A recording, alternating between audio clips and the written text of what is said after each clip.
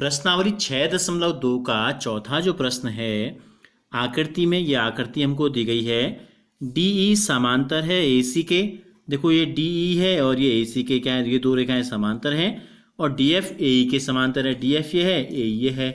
तो हमें सिद्ध करना है कि BF बट्टे FE बराबर BE बट्टे EC है। ये हमें सिद्ध करके दिखाना है। तो पहले जो दो रेखाएं समांतर हैं कौन कौन सी हैं, देखो DE समांतर AC, ये DE है और ये AC है, यानी कि DEAC। और यहाँ ये कोना ले लेते हैं B। ये जिस त्रिभुज में आ रहे हैं उस त्रिभुज को हम यहाँ बना लेते हैं। इसकी हल हम करते हैं, इसके हल की शुरुआत करते हैं। तो सबसे पहले हमें त्रिभुज बना लेते हैं यहाँ, ठीक है। कौन सा त्रिभुज? जिसमें DE और AC दोनों आ रहे हैं। एक ऐसा त्रिभुज जिसमें DE और AC दोनों आ रहे हों। इससे क्या होगा, सवाल को हल करने में आसानी हो जाएगी हमको। तो देखो ये बिंदु है आपका B, ये है A, ये है C। AC के समांतर एक रेखा है जिसका नाम है DE। ये D है और ये E है। तो हम हल करते हैं त्रिभुज ABC में। त्रिभुज ABC में क्या DE समांतर AC कैसे पता चला हमें? DE समांतर है AC के।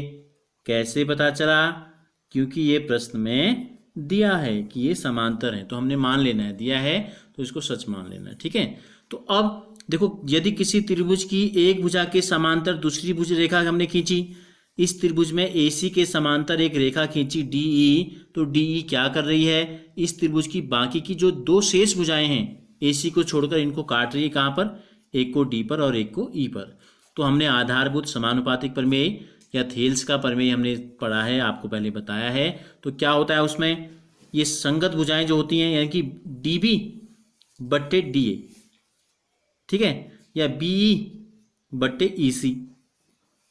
तो ये लेते हैं, देखो BD बट्टे यहाँ से यहाँ तक DA बराबर होगा B से E तक की दूरी BE बट्टे EC। ये हो गया समीकरण नंबर 2। कोष्टक में लिख देंगे समानुपातिक क्या है, आधारभूत समानुपातिक प्रमेय, ठीक है।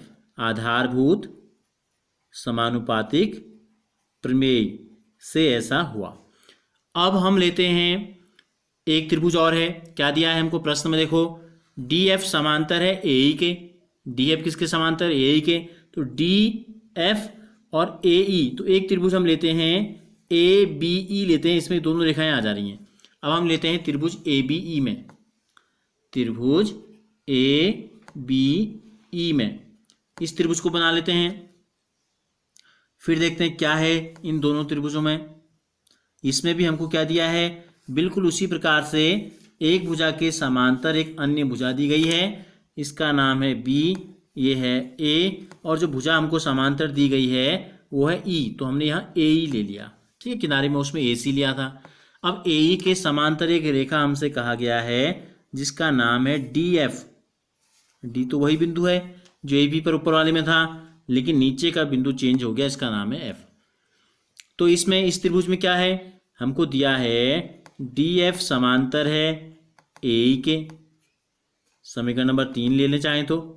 ये भी हमको कैसे पता चला, ये हमको दिया गया है। तो अगर ये त्रिभुज में इस भुजा के समांतर ये रेखा खींची तो सेम वही सूत्र लगेगा, वही प्रमेय लगेगा कि भुजाएं जो होती हैं समान अनुपात में विभाजित हो जाती हैं। तो BD बट्टे DA, तो इतना बट्टे इतना बराबर इतना बट्टे इतना। तो यहाँ क्या है, BF बट्टे FE। समीकरण नंबर 4 आधारभूत समानुपातिक प्रमेय से ऐसा हमने लिखा। अब इन दोनों समीकरणों को ध्यान से देखिए, ये दोनों समीकरण हमको दिखाई दे रहे हैं आपको। देखो क्या है, BD बट्टे DA। समीकरण नंबर 2 में देखिए क्या है, BD बट्टे DA, और यहाँ देखिए क्या है, BD बट्टे DA।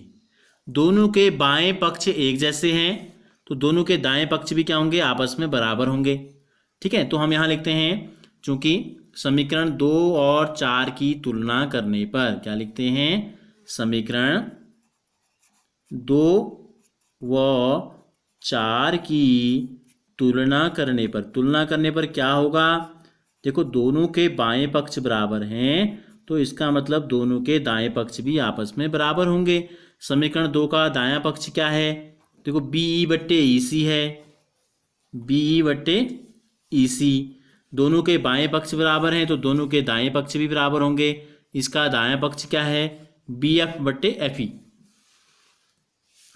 तो यहाँ लिख दिया BF बट्टे FE। इन दोनों समीकरणों से हमें ये पता चल गया।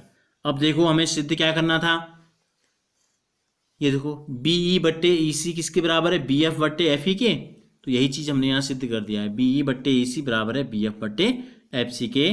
तो ये हमारा क्या हो गया? ये हो गया प्रूफ्ड हमारा।